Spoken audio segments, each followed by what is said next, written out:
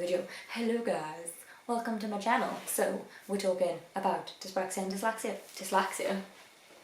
dyslexia and dyspraxia today. So I've put a very short list together, only 4 things to be honest, of things that I do. I wouldn't call them tips, I'm going to call them more cheats at dyslexia or dyspraxia. To me, there is a difference. Tips kind of help you learn something. Cheats are me not having to learn anything, and you will realise what I mean in 2 seconds. One of my things that I cannot do as somebody with a specific learning disability is tell the time very well. I've always found it really hard to tell the time, and my dad would always explain to me how easy it is to tell the time. And don't get me wrong, I understand how the clock works, I understand what each number means, but when you show me a clock, it takes me a real long time to figure out the time. I don't quite understand why my brain doesn't quite click in or how it takes so long, but I've tried several times. And if somebody on the street asks me the time, oh my god, I freak out.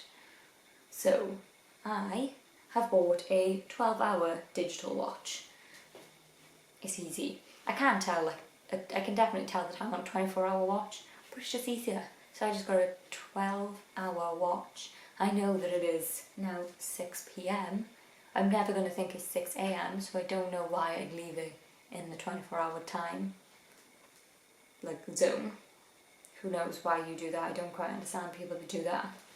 But yes, get a watch that isn't an analog watch, basically. Okay, the second one would be knowing your lefts and rights.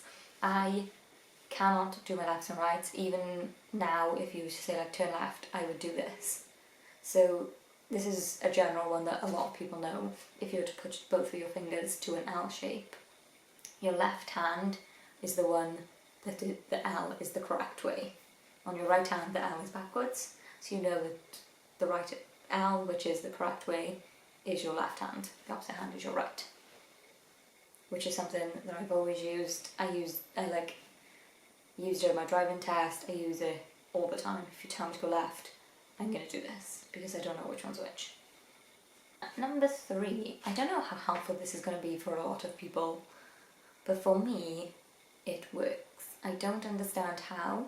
Have you ever been able, you're thinking of a word, and in your head you can see, we're going to put something in my head so I can imagine it, a chair. I can see in my head a chair, and I can even think how to write chair, but for some reason the image and the spelling are not linking up with my mouth, and I cannot think of that word. I don't know how this works for me, but I just write the word in the air, and then all of a sudden I'm like, oh, chair. I don't know if that's going to be helpful to anyone else, but to me that works. Maybe it's not so much. Maybe you don't know how to spell, maybe trying to draw it or something. Maybe there's a way that your brain will somehow connect them together, because that's what it is, just somehow me writing it in the air connects the word to my mouth, and that works. It sounds stupid, I'm aware, but it works for me, and that's all that matters.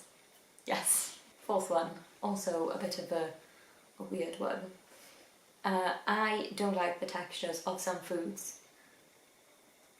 Peas have the worst texture in the world. I swear to God, if you put peas in my food, I know, because the texture of them makes me feel sick. And I've been to several people's houses, not just as a child, also as an adult, and they refuse to let me leave the table until I've eaten all my peas. If you're watching this and you're one of those people that does that to people, stop doing it. I'm not being fussy, I'm not being a child, I'm not being annoying. If you don't want me to throw up, stop making me eat peas.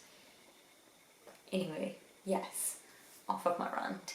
What I do, when I've put the food in my mouth and notice there's now a pea in my mouth, I just swallow the whole thing.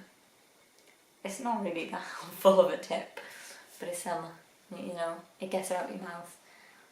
I obviously wouldn't advise you taking big mouthfuls of food, because then you end up choking. But yes, if you've picked out as many peas as you can and there's still one random stray one, just swallow, gone. That's the only way I can do it, because if I was to chew on that food again, I'd literally like throw up. Yes, that was my very quick video of my tips, not tips, cheats that I do in life to help me with dyslexia / dyspraxia / a learning disability, whatever you want to call it.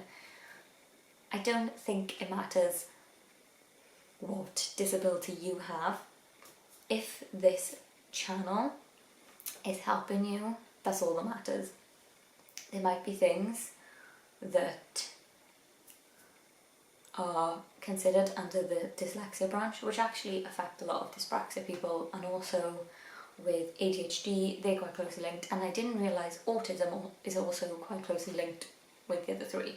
Those four are quite closely linked apparently in the realm of specific learning disabilities. So yes, that's all I've got to say really. That's the end of the video. I hope you liked. If you did, please chuck a thumbs up down below and subscribe. Yes. Hopefully we'll get back onto this wagon of fun stuff, but I can't promise anything. Next week I want to do, but I am not filming right now, so I cannot promise that it will be.